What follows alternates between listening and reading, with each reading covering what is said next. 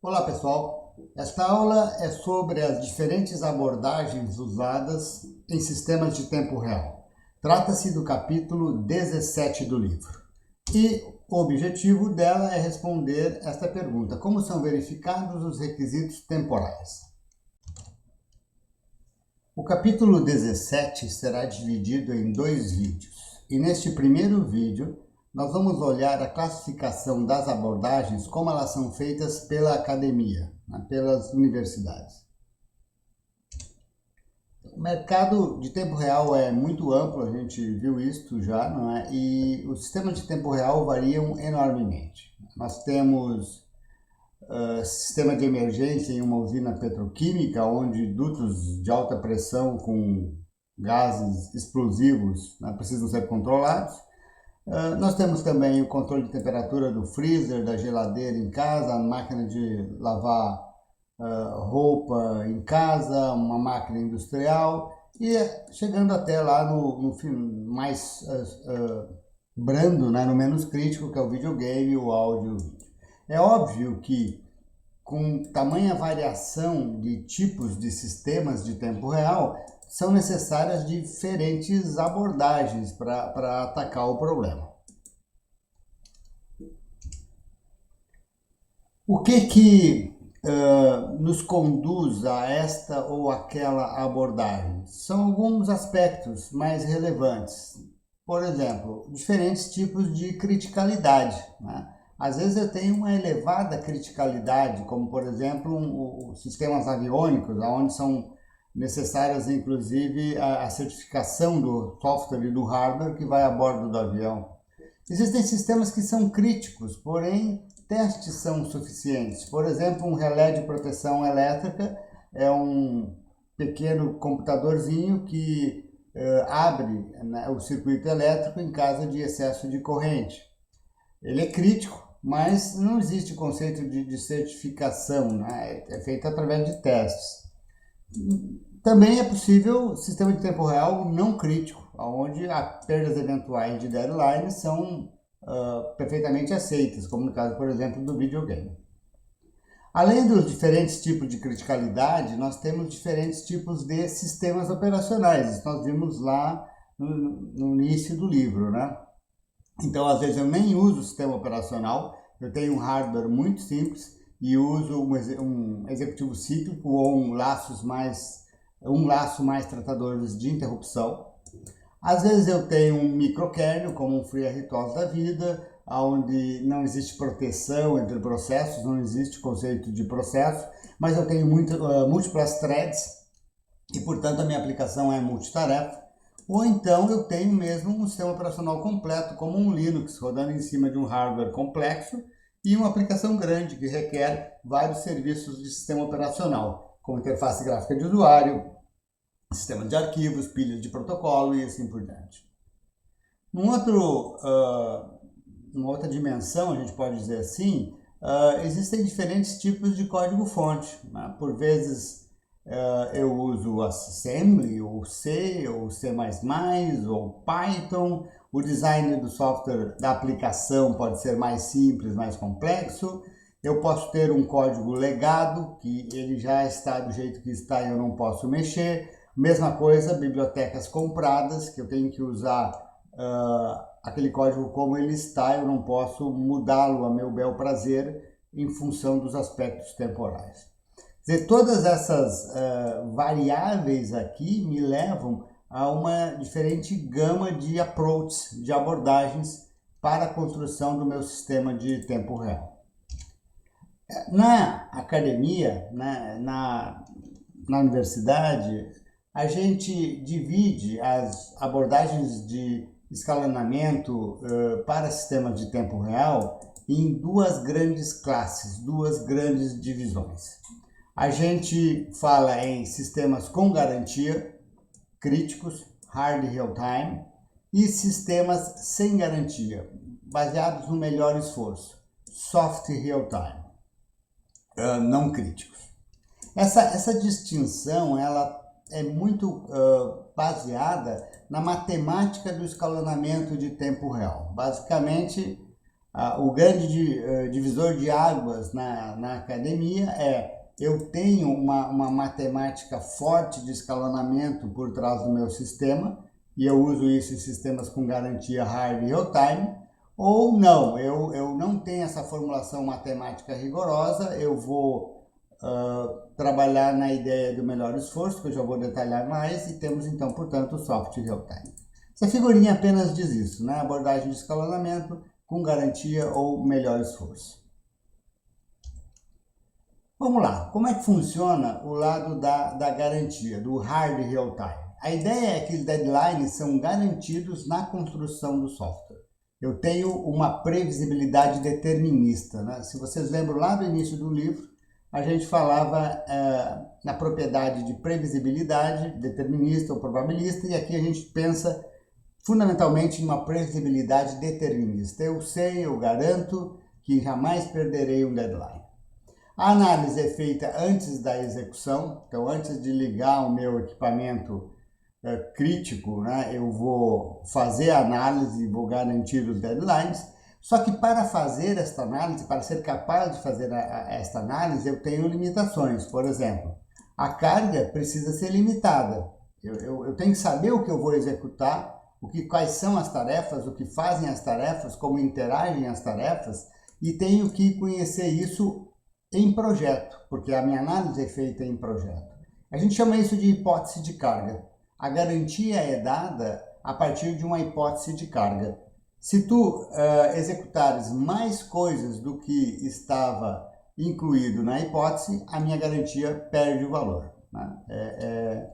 É mais ou menos como um produto que tu compra e tem garantia, mas se tu usar ele errado, a garantia se perde. É a mesma coisa aqui. A garantia só vale se eu respeitar a minha hipótese de carga. Se só executar em tempo de execução aquilo que eu previa que executaria em tempo de projeto. Então tende a se ter um sistema mais estático.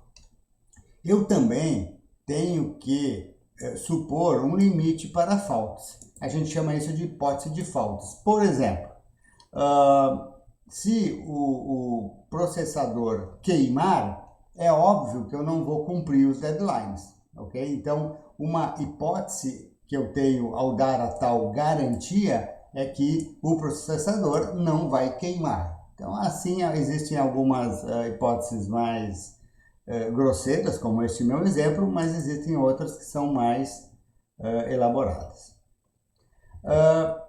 Da mesma maneira, mesmo tendo uma hipótese de carga e uma hipótese de faltas, nós temos variabilidade, né? A gente viu isso também em outros capítulos do livro.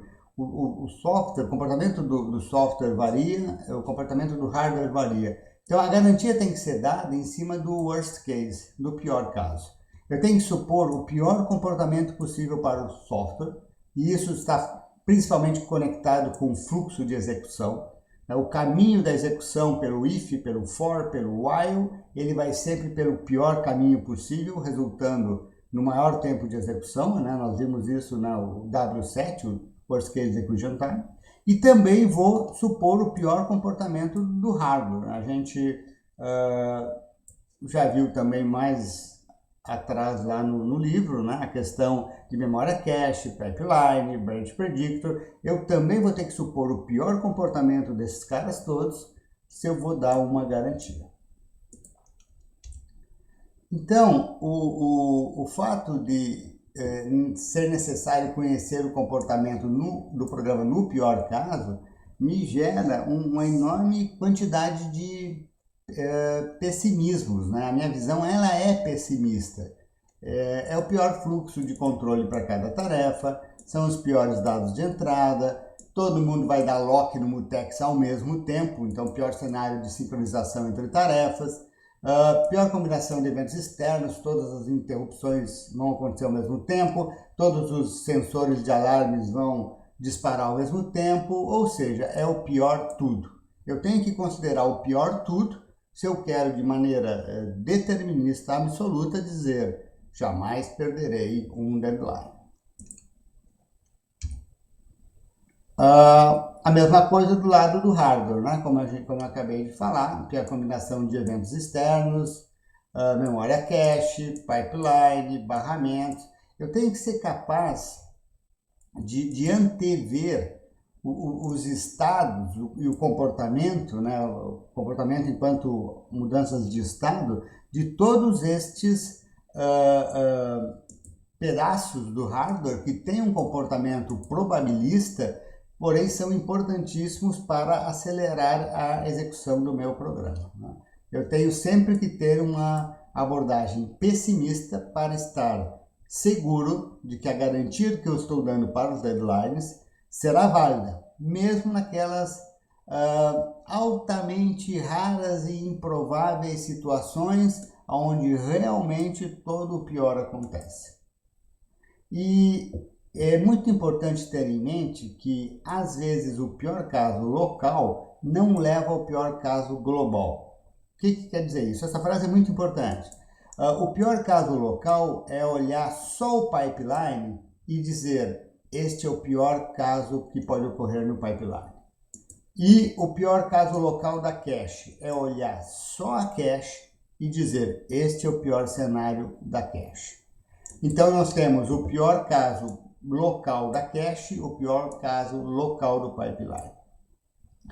Em muitos sistemas de hardware complexos, e complexo eu quero dizer um microcontrolador já de maior, né, maior complexidade do que a média, certamente num processador que a gente usa em notebook e desktop, servidor, obviamente. Nesses sistemas, o pior comportamento global pode ocorrer fora do pior comportamento local. Ou seja, se eu simultaneamente supor o pior comportamento da cache isolada e o pior comportamento do pipeline isolado e misturar os dois, eu não tenho o pior caso global do sistema. O pior caso global do sistema aparece de interações complexas entre a cache e o pipeline, de tal sorte que não é individualmente o pior do pipeline, nem o da cache, mas é um comportamento normalmente quase pior, muito ruim, mas que de maneira que o pipeline e a cache interagem e me geram algo que é ainda pior do que os comportamentos piores isolados. Isso aqui tem a ver com o que a gente chama de composability, e isso que eu falei, vocês podem pegar todos os pedaços de hardware que tem comportamento probabilista e vale para todo mundo. Então, descobrir qual é o pior caso global torna-se um problema de complexidade exponencial. Eu não posso descobrir o pior comportamento de cada coisa isolada e juntar. Não vai dar certo. É um problema de procura, onde eu tenho uma complexidade exponencial. Tipicamente, quando a gente tem o hard real-time da academia e vai fazer uma análise formal matemática da escalabilidade do sistema, a gente divide o trabalho em duas etapas, né? Isso eu acho que ao longo do livro ficou muito claro. A gente primeiro determina o worst case execution time de cada tarefa, né? Então eu descubro quanto tempo, no pior caso, cada tarefa leva para executar se ela estiver sozinha no computador, né? Única tarefa, não tem interrupção, não tem overhead kernel, etc. Uma vez que eu tenho o worst case execution time de cada tarefa, eu vou estudar como uma tarefa atrapalha a outra. E, de novo, né, nos vários capítulos do livro nós vimos isso, né? Uma tarefa gera interferência sobre a outra por conta de prioridades, uma tarefa bloqueia a outra tarefa por conta dos mutexes e por aí vai. Quando eu considero a atrapalhação de uma tarefa sobre a outra, eu acabo então obtendo o tempo de resposta da tarefa. E de novo, eu estou preocupado com o worst case response time. No pior caso, quanto tempo esta tarefa vai demorar para terminar? No final das contas, o que eu quero mostrar é que, olha, mesmo ocorrendo o pior no software, o pior no hardware, as tarefas se atrapalhando ao máximo, ainda assim, no pior dos piores casos, o tempo de resposta da tarefa é menor ou igual ao seu deadline. E por isso ela jamais perderá um deadline. Então eu preciso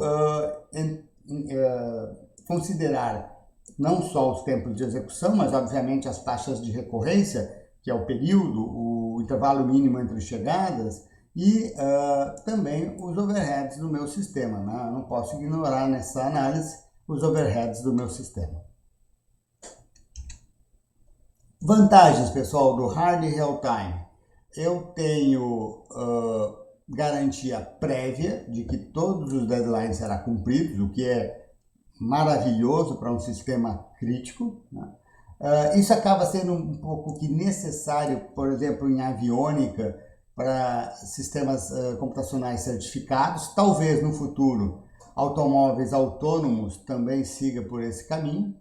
E mesmo que eu não vá aplicar a teoria ao pé da letra, porque eu não atendo todas as premissas, todas as hipóteses da teoria, ela serve como uma boa heurística, né? Eu posso abordar o meu sistema sem garantia com o conhecimento desta teoria, porque eu vou ter uma visão mais ampla, uma visão mais detalhada, uma visão mais completa do que acontece no sistema.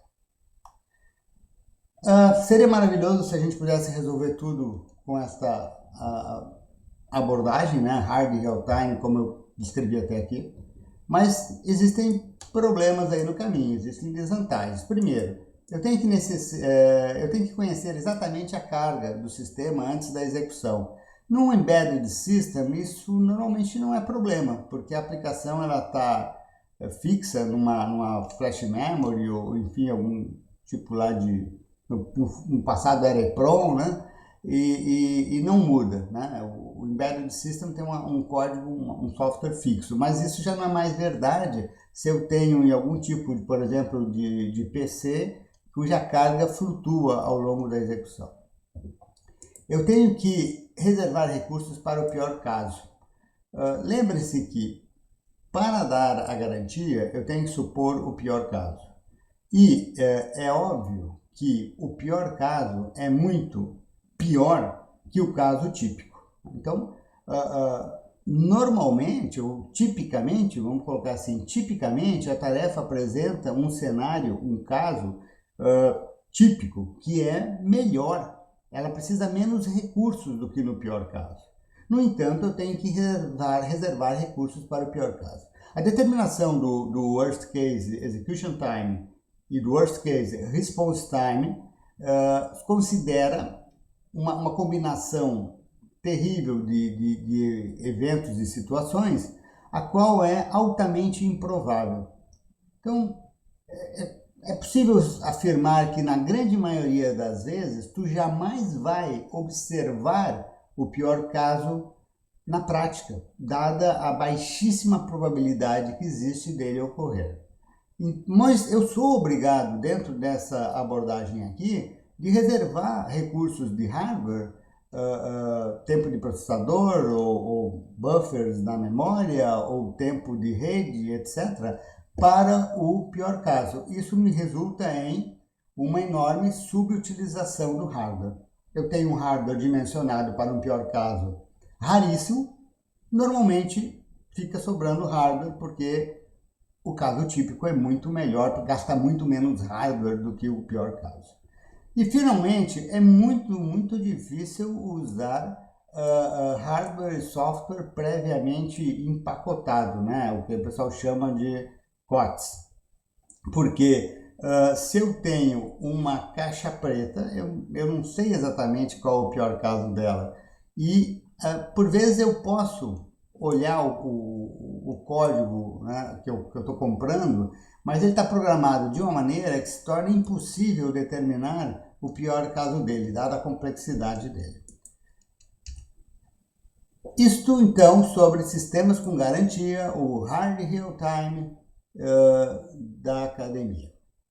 E nessa classificação acadêmica, a gente, então, coloca do outro lado o Soft Real Time. Enquanto o Hard Real Time é trabalhado para que a gente possa prover garantia aos deadlines. Os sistemas soft real-time, a gente não garante deadlines, apenas a gente realiza o melhor esforço possível no sentido de atender os deadlines.